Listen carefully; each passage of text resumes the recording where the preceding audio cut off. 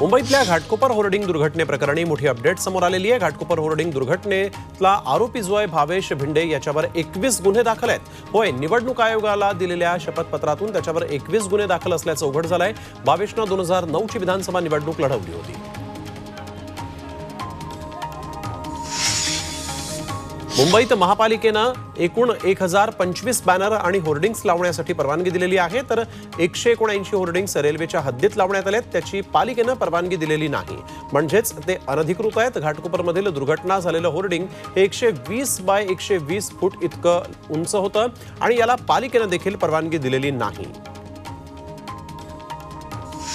भावेश भिंडेवरून आता राजकारण सुरू झालेलं आहे। भाजपनं शिवसेना ठाकरे गटावर गंभीर आरोप केले आहेत। उद्धव ठाकरेंसोबतचा भावेश भिंडे याचा फोटो भाजप आमदार राम कदम यांनी ट्विट केला आणि तिखट सवाल उपस्थित केले आहेत। मातोश्रीवर उद्धव ठाकरेंच्या हस्ते पुष्पहार देऊन भावेश भिंडेचा सत्कार केल्याचा फोटो राम कदमांनी टाकलेला। अमृत नोनी गॅस्ट्रिन, अपचन, ऍसिडिटी, गॅस्ट्रबल ह्यापैकी तुम्हाला कुठलाही गॅस्ट्रिक प्रॉब्लेम झाला, उपाय एकच, अमृत नोनी गॅस्ट्रिन।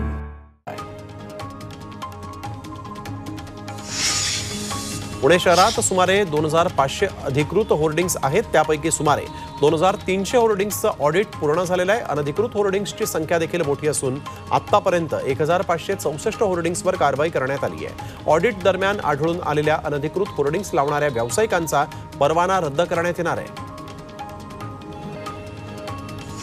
नागपूर शहरातील सर्व होर्डिंग्सचं स्ट्रक्चरल ऑडिट करून अवैध होर्डिंग्स जे आहेत ते तत्काळ काढा अशी मागणी भाजपनं केली। अनेक ठिकाणी अवैधपणे आणि नियमबाह्य पद्धतीनं होर्डिंग्स लावण्यात आल्याचा आरोप भाजपचे माजी नगरसेवक पिंटू झलके यांनी केला आहे।